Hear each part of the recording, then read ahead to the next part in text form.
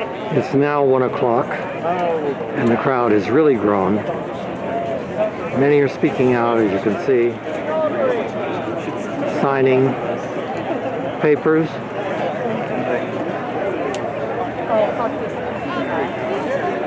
Leaving the church. They are getting releases now from anyone who may be in the video. This is CBS News and others. I've just signed it. You don't actually, well, you know, are we wanting to put them to... There's extra letters on There are many people resigning from the church today. Okay, that's if you have any friends that want to contact Martin after this. You want to hand it out to anybody? There are people here from New York, a number of other states, and the crowd is growing. This fellow in front of me was with CBS News.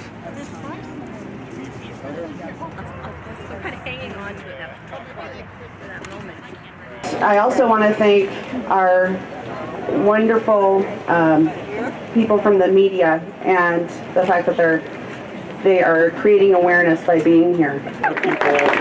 There's a lot of dissension, there's a lot of outrage, there's a lot of anger, and there's a lot of hurt. And I just want to make sure that we also give the message that this is also about compassion. This is also about supporting people in our communities. And this is about a dialogue. No longer are people in Utah going to stand behind walls of silence. No longer are we going to keep our mouths shut.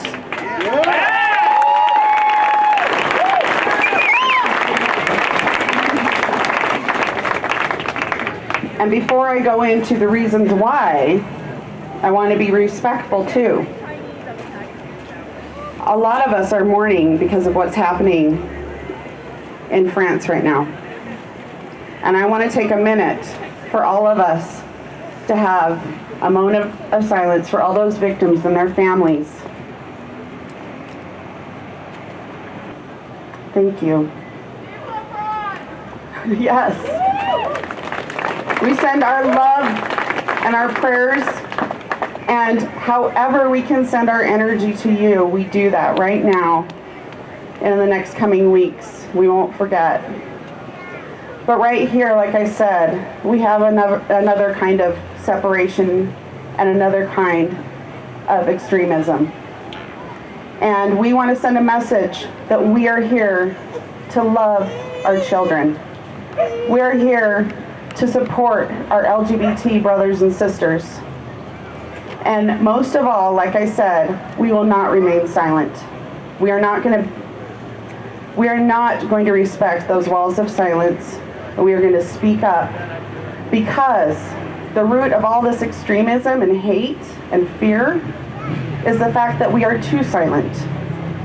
We need to raise our voices with alternative perspectives to break down these belief systems that create so much fear and division and tear down families.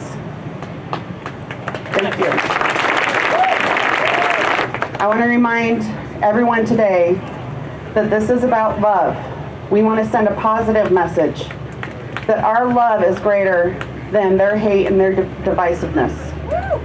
And I want to remind you all today, one of my heroes, I remember learning about him in 8th grade, Martin Luther King Jr.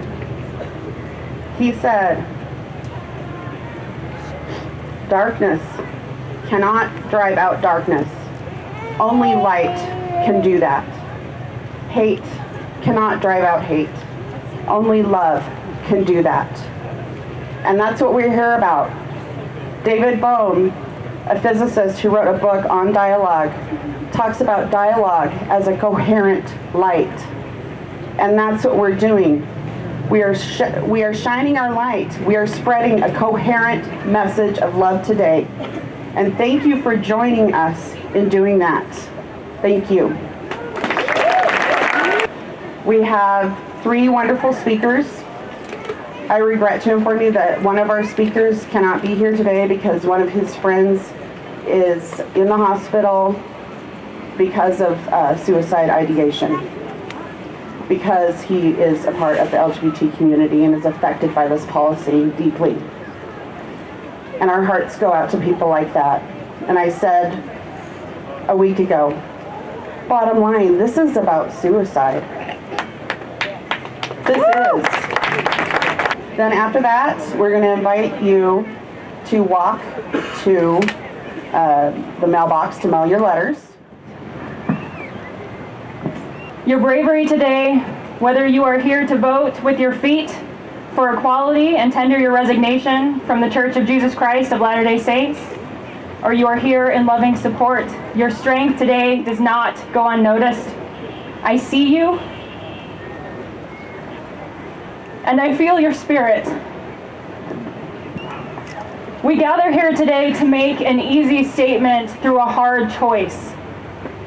For some harder than others, and for some at great sacrifice.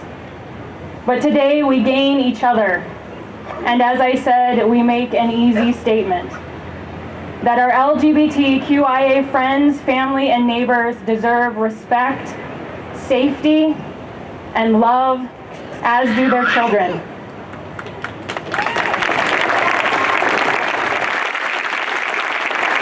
That policies such as the ones laid down by the church last week, regardless of rationalizations made since, do not support such values. For years, the organization of the church has attacked and condemned anything that does not fit within its tiny box of righteousness. A righteousness not based on the goodness of a person's heart, but on the outward appearances and circumstances of birth. In its history, it has stood against the basic rights of people of color, of women, and of same-sex couples. For years, it has supported policies and political actions that reach not only the lives of those of us who are members, but into the homes of every resident of this country. Closer to home, it has taught our children the meaning of judgment, of shunning, of deciding that anyone who does not make choices for their lives the exact same way as they do don't deserve the same consideration and respect, the same opportunity to make those choices in the first place. Many people who hear me will say, no, this is not the case. To those people I ask, look to your scholars. Look to those who care for children, the women and men in the psychology profession, and to your neighbors who operate the crisis hotlines all across Utah. You may not feel that you hate people. You may feel that you want to love people who are different than you, but you treat them in a way that is most definitely not love, and the consequences in Utah are all around us. Today, however, we are coming together to choose a new path for our future.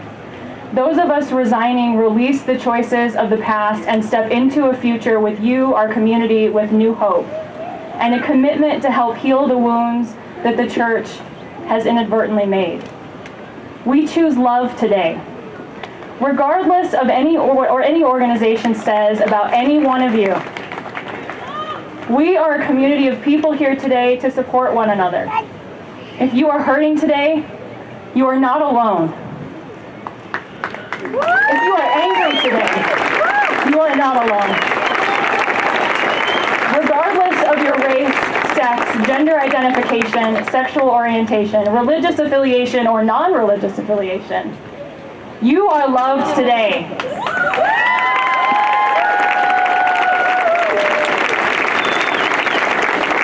I'd like to take a moment and ask you to look around you now. You may not know the person beside you yet, but know that they are here for you. They are here to support you today. The cameras you've seen around us today, they are here because there are those all over the world here to support you today. While yes, we want this event to make a statement to the church that its treatment of those we love has led us to this moment, more than that, we want each of you to know that we are here for you and your families. Today we expand from members of a church that excludes to members of a world community that embraces, a world that is choosing love.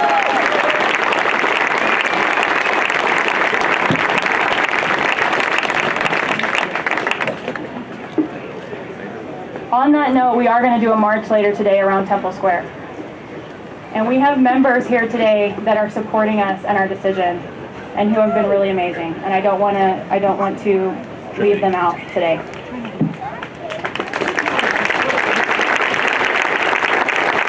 As we walk around Temple Square, yes, we are making a protest. That's what that's what we're doing. This is the United States. We protest.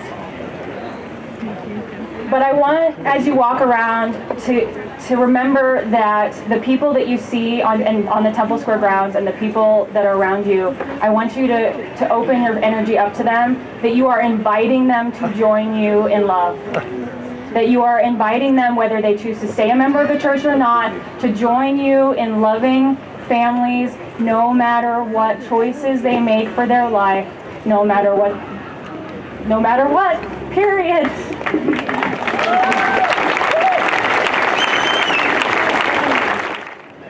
25 years ago, I was on the state high council with the assignment over the single adult programs in the state.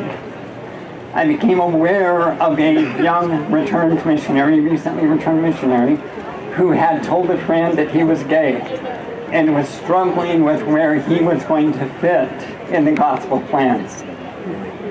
I wrote a letter to him. I didn't sign it. I put it in an envelope addressed to him with no return address. In that letter, I told him that I shared similar feelings to him and that I would make myself known to him and offer support in the near future. I have that 25-year-old letter here today.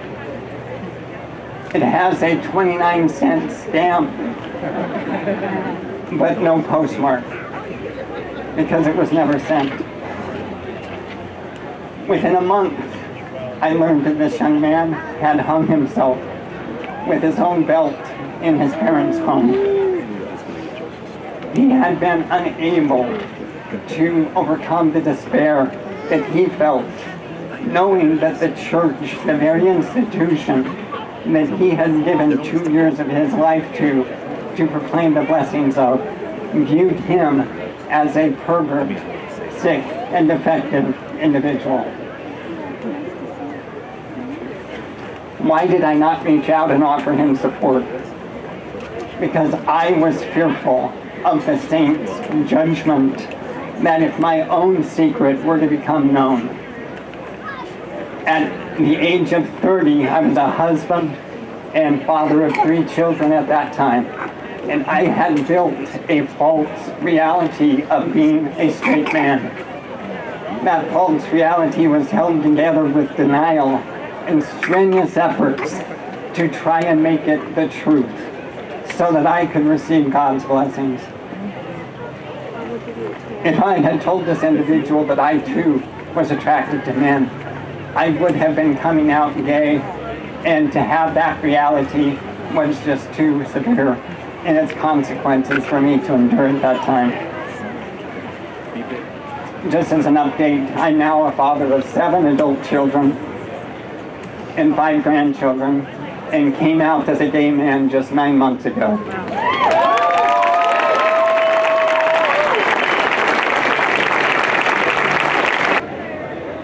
There are some of you in this crowd who were very brave and came out of the church decades ago when there was no internet, when there was no support communities like we have today. You were brave, and I honor you for making that stand when in effect you were an apostate in isolation. Thank you for your leading the way and being a pioneer.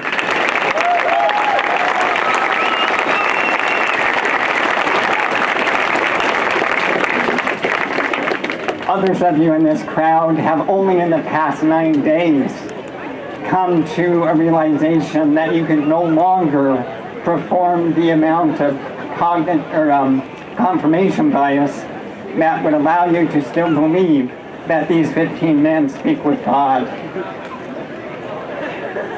May I offer this quote from Margaret Mead, an anthropologist who, coincidentally, according to Wikipedia, while she was married to 3 men over her lifetime, also had romantic relationships with 2 women. Her quote is this: "Never underestimate the power of a small group of committed people to change the world. As a matter of fact, it is the only thing that ever has."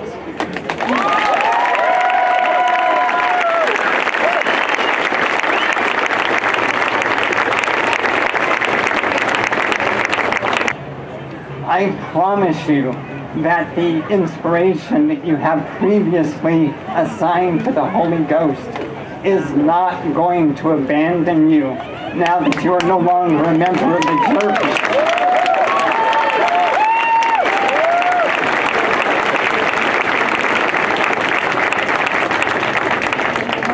The Mormon Church does not hold exclusive rights on that.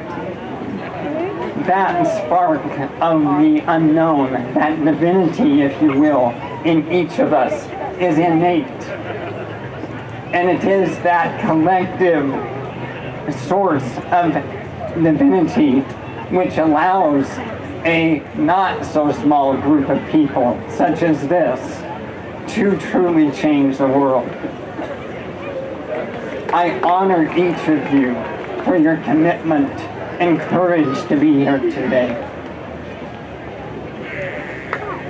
Now go forth with the strength of your integrity and continue to make a difference. Thank you. That's so nice.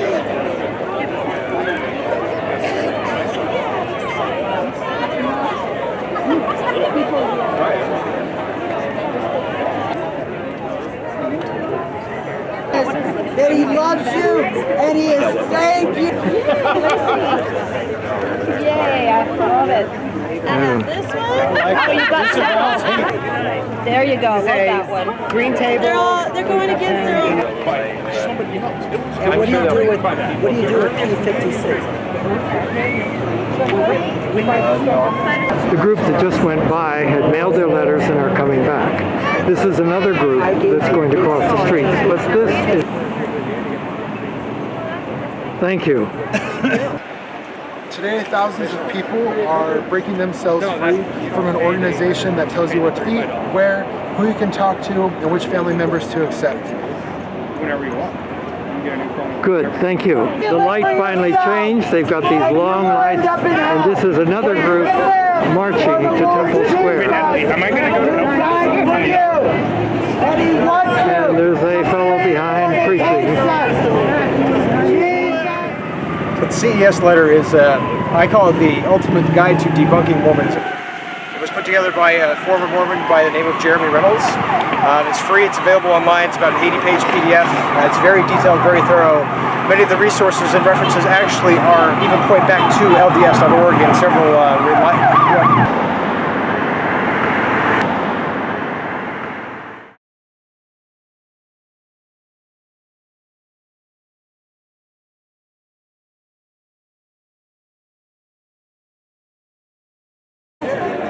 leaving the church. They are getting releases now from anyone who may be in the video. This is CBS News and others. I've just signed it. You don't actually, well, you know, are we wanting to put them to... There's extra letters on There are many people resigning from the church today. That's if you have any friends that want to contact Mormon advocates, or you want to hand it out to anybody. There are people here from New York, a number of other states, and the crowd is growing. This fellow in front of me was with CBS News.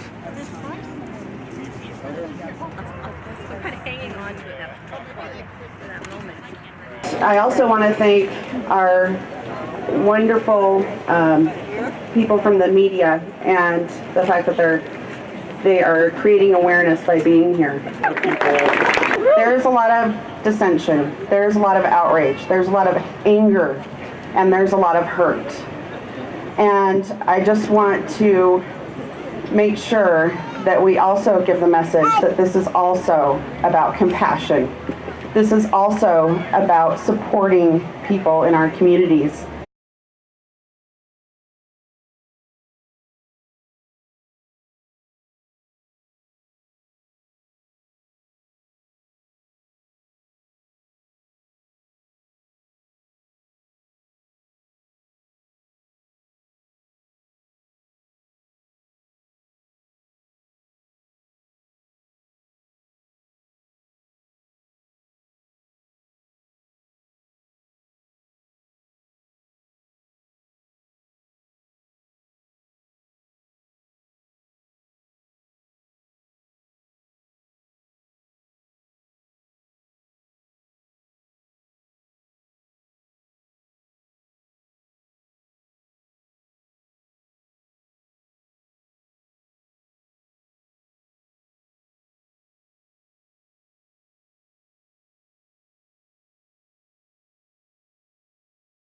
It's now 1 o'clock, and the crowd has really grown. Many are speaking out, as you can see, signing papers.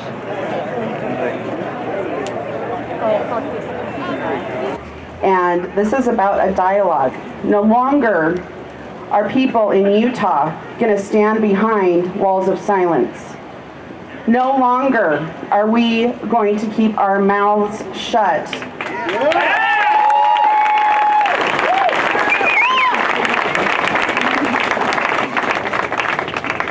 And before I go into the reasons why, I want to be respectful too.